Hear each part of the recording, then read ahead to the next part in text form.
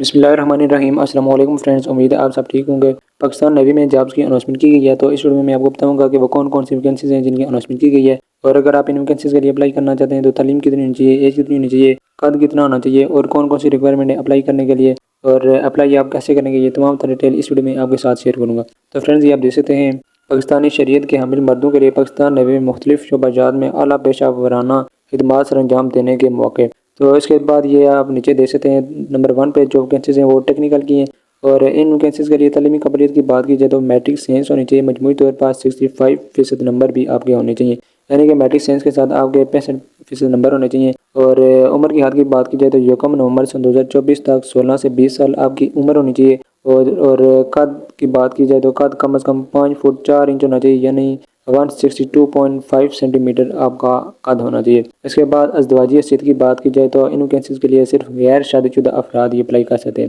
اس کے بعد second number پر نیول police یا ریگولیٹنگ کی ویکینسیز ہیں۔ ان ویکینسیز کے لیے تعلیم کی بات کی جائے تو آپ کی تعلیم میٹرک ہونی چاہیے، چاہے وہ سائنس میں ہے یا آرٹس میں،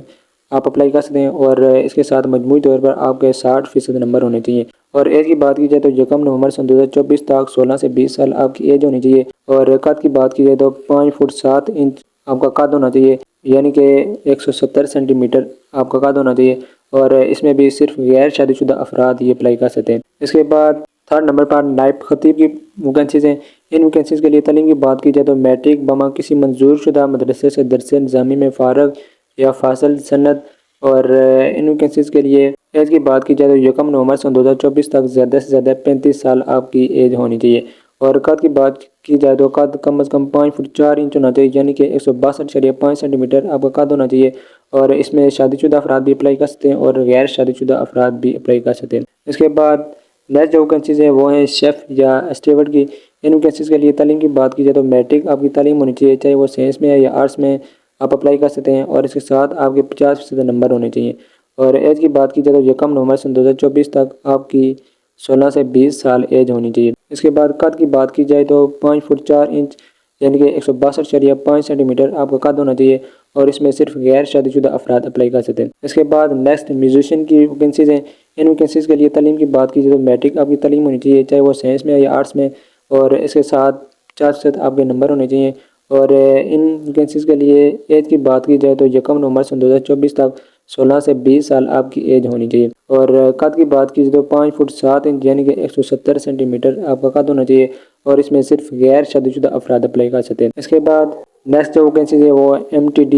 یا ڈرائیور کی ہیں۔ ان ویکینسیز کے لیے تعلیم کی بات کی جائے تو میٹرک آپ کی تعلیم ہونی چاہیے، چاہے وہ سائنس میں یا آرٹس میں،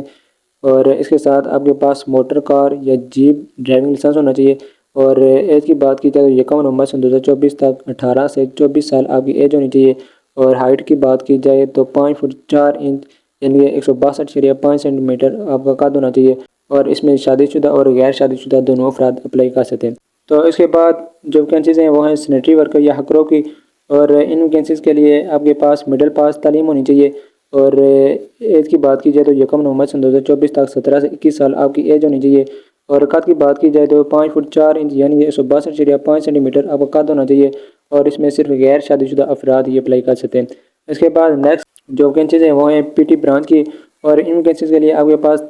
تعلیم میٹرک ہونی چاہیے، چاہے سائنس میں ہے یا آرٹس میں، اور مجموعی طور پر 60% نمبر ہونے چاہیے، کسی ایک کھیل میں مہارت اسکول سرٹیفکیٹ بھی آپ کے پاس ہونا چاہیے۔ اور اس کے بعد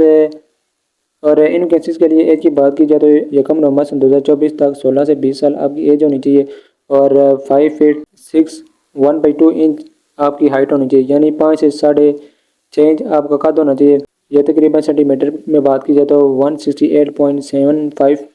سینٹی میٹر آپ کی ہائٹ بنتی ہے، اور ان ویکینسیز کے لیے غیر شادی شدہ افراد اپلائی کر سکتے ہیں۔ اس کے بعد یہ نیچے DAE qualified direct entry seller IT branch کی ویکینسیز ہیں، اور اس میں کچھ کیٹیگری بھی ہیں، یہ آپ دیکھ سکتے ہیں کیٹیگری مینشن کی گئی ہے۔ نمبر 1 پہ ITTI، اور اس کیٹیگری کے لیے اگر آپ اپلائی کرنا چاہتے ہیں تو آپ کے پاس تعلیمی قابلیت کی بات کی جائے تو کسی مستند ٹیکنیکل بورڈ سے DAE میں کم از کم 50% نمبر اور مدرجہ ذیل ڈسپلن کے ساتھ CIT computer and information technology,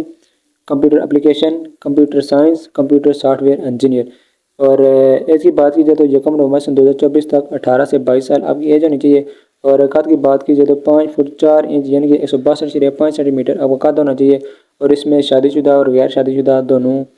قسم کے لوگ اپلائی کر سکتے ہیں۔ اس کے بعد نیکسٹ جو کیٹیگری ہے وہ LITT کی، اور اس کیٹیگری میں اگر آپ اپلائی کرنا چاہتے ہیں تو آپ کے پاس تعلیمی قابلیت کسی مستند ٹیکنیکل بورڈ سے DA میں کم از کم 50% نمبر اور متجزائل ڈسپلائنز کے ساتھ CIT computer and information technology, computer application, computer science, computer soft where engineer 5 سال کا تجربہ۔ ان ویکینسیز کے لیے ایج کی بات کی جائے تو 1 نومبر 2024 تک 22 سے 27 سال آپ کی عمر ہونی چاہیے، اور قد کی بات کی جائے تو 5 فٹ 4 انچ یعنی کہ 162.5 سینٹی میٹر آپ کا قد ہونا چاہیے، اور اس میں بھی شادی شدہ یا غیر شادی شدہ دونوں قسم کے افراد اپلائی کر سکتے ہیں۔ اس کے بعد نیکسٹ جو کیٹیگری ہے یہ آپ دیکھ سکتے ہیں ITA اینڈ IB۔ اس کیٹیگری میں اگر آپ اپلائی کرنا چاہتے ہیں تو تعلیمی قابلیت کسی مستند ٹیکنیکل بورڈ سے DA میں کم از کم 50% نمبر اور متجزائل ڈسپلائن کے ساتھ CIT computer information technology, computer application, computer science, computer soft where engineer 10 سال سے زائد کا تجربہ، یا متجزائل میں سے کسی ایک کیٹیگری میں BTech میں 50% نمبر یا 2.5 CGPA، computer information technology, computer science. اور ان ویکینسیز کے لیے ایج کی بات کی جائے تو 1 نومبر 2024 تک 27 سے 32 سال آپ کی ایج ہونی چاہیے،